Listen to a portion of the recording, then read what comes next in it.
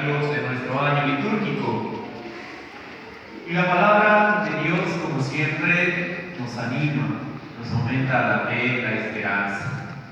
Hemos escuchado este pasaje del Evangelio que nos habla acerca de un ciego. Y Jesús va de camino a Jerusalén y va a pasar por Jericó. Jericó es una ciudad pequeñita, muy importante para ese tiempo, se consideraba el centro, ¿verdad?, de todo ese territorio. Y un lugar de distracción, de un lugar donde Dios no es muy tomado en cuenta. Y en los lugares donde Dios no es tomado en cuenta, hijos, pues sucede mucho desorden. Cuando el hombre se aleja de Dios, entonces se empieza a perder. Jericó era como una ciudad alejada de Dios. Y bueno, ustedes ven las grandes urbes, las grandes ciudades. En aquellos tiempos, pues el Imperio Romano, cómo se perdieron, ¿verdad? Cómo va destruyéndose, porque no conoce a Dios o no lo quiere ver. Y vemos que si el Imperio Romano se acaba, es porque ellos mismos provocan, ¿verdad?, con su vida disoluta y pecaminosa, el desorden hasta más no poder.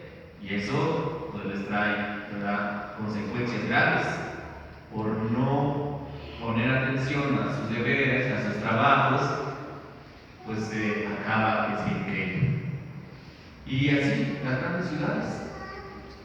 Por ejemplo, aquí en México pues tenemos el centro de la ciudad, el Distrito Federal, y cuando el pueblo se empieza a alejar de Dios, empiezan a surgir cosas negativas. Ustedes ven que donde comienza el aborto, por ejemplo, ¿dónde se dio el inicio? ¿Dónde se permitió por primera vez? El Distrito Federal. En el distrito, ¿verdad? Es una urbe grande donde la gente pues, se distrae mucho, se olvida de Dios y se olvida del principio de la vida, que solo Dios, ¿verdad?, puede dar y quitar. Igual, ¿verdad?, muchas leyes que no convienen al hombre se dan en los lugares importantes, pero se olvida de Dios, ¿verdad? Y eso era la situación de Jericó. Pero Dios, Jesús, sabe de esto y va al encuentro de Jericó. Él viene a salvar al mundo, viene a enderezar los caminos. Y es entonces cuando Él decide, pues vamos a Jericó. Y en Jericó se encuentra a un ciego. Un ciego, ¿cómo será la vida de un ciego, hijos? Cuando no encuentra a Dios, cuando no sabe aceptar su realidad, cuando no la supera. ¿Cómo es esa vida, hijos? Pues triste, ¿verdad?, sin esperanza. Vive en la oscuridad, no solo física, sino también espiritual. Vive a expensas de los demás, por eso pedía limosna. Se quedó en la orilla y lo único que podía hacer era pedir limosna. No podía él mismo sostenerse. De tal manera que la vida de este ciego pues era triste. Además, ni valor. Acuérdense que la enfermedad era tomada como castigo de Dios. Era un maldito. Entonces, fíjense cuántas desgracias, aparte del ciego, pues maltratado, sin poder mantenerse, y la gente lo trataba mal. Cuando él empieza a gritar, ¿verdad?, cuando ve que Jesús, más bien cuando oye que Jesús, ¿verdad?, va por ahí, pues él pone atención. Seguramente que alguien le había hablado de Jesús antes, porque a él, al escuchar el ruido, pregunta: ¿quién es? le platican: es Jesús de Nazaret. Y él empieza a gritar: Jesús, hijo de David, ten compasión de mí. Y la gente lo calla. Fíjense, en lugar de tener compasión, de decir, bueno, pues si dicen que hace milagros, pues que lo cure. No, pues le tiran más al pobre ciego: cállate, no vales, no te va a hacer caso, no interrumpas. El Señor va a otras cosas más importantes. Y vuelve a gritar: Jesús, hijo de David, ten compasión de mí. Y el Señor se detiene. Eso es lo hermoso de nuestro Dios. Va al encuentro del que está perdido y se detiene con él. Este hombre es escuchado por Dios. Pero él tiene, entre tantas desgracias, algunas virtudes. Tiene la virtud de saber escuchar. Cuando Jesús va por ahí, ¿verdad?, y me escucha, dicen: es Jesús de Nazaret. Y entonces la esperanza nace en él, la ilusión, la alegría, y por eso insiste, no se detiene, grita para que el Señor lo vea, para que el Señor le ayude. Jesús parece ser que no escucha a la primera ni a la segunda, ¿verdad? Varias veces le tuvo que gritar a este Señor, pero Jesús se detiene. Ese es el amor. Fíjense, Jesús pasa, va al encuentro del pecador y se detiene con el que no vale, con el enfermo, con el maltratado, con el que no tiene esperanza, con el que no tiene ilusión, con el que vive marginado y vive en la oscuridad. Esa es la presencia de Dios. Dios es la luz y Él llega a la luz. Cuando debía de ser al revés, ¿verdad?, que los pecadores fuéramos a Él. No, Él es misericordioso y Él se acerca a los enfermos. Y es entonces cuando rota ese milagro. Pero es un encuentro, hijos, de la misericordia con la apertura de corazón. Entonces se dan estos milagros, pero necesitamos, ¿verdad?, escuchar. Necesitamos abrir bien los oídos. Y entonces los milagros se pueden dar. Entonces lo que es triste se puede volver alegre. Lo que es enfermedad se puede volver salud.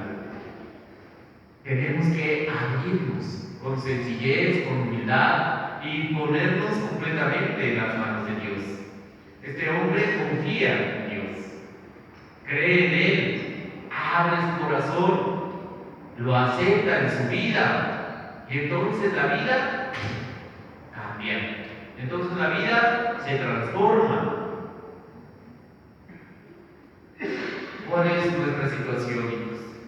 Hoy en día, muchos de nosotros no vemos a Jesús. Jesús pasa una y otra vez. Yo creo que todos lo hemos experimentado en los diferentes momentos de nuestra vida. Hemos sentido el consuelo de Dios, hemos sentido su compañía en algunos momentos, cuando hemos estado en dificultades, cuando estamos tristes, cuando tenemos problemas, cuando estamos muy alegres, cuando estamos felices. Reconocemos que Dios pasó por nuestras vidas, que Dios estuvo. Pero ¿saben qué pasa, hijos? Lo dejamos ir, no lo detenemos, no le abrimos el corazón. Sí nos gustó lo que nos hizo, la ayuda que nos dio, pero no lo seguimos.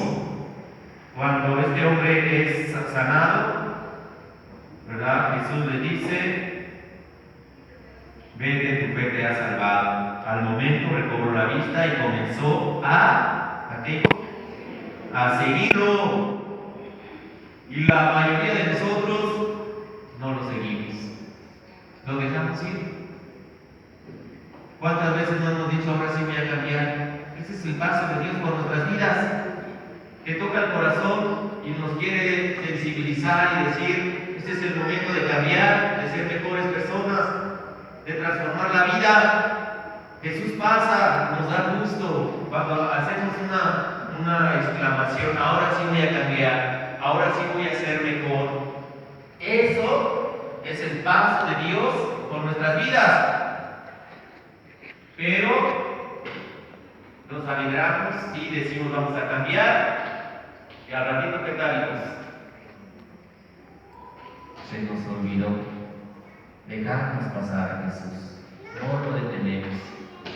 Y aunque vemos, pues estamos ciegos. Y aunque escuchamos, pues no le oímos, ¿verdad? Eso es algo doloroso seguramente para nuestro Dios, que se hace presente, nos da a quien busca de nosotros. Si somos pecadores, hijos, somos débiles, estamos enfermos del alma, Jesús va en busca de nosotros. Y no es un invento mío, yo creo que todos lo experimentamos.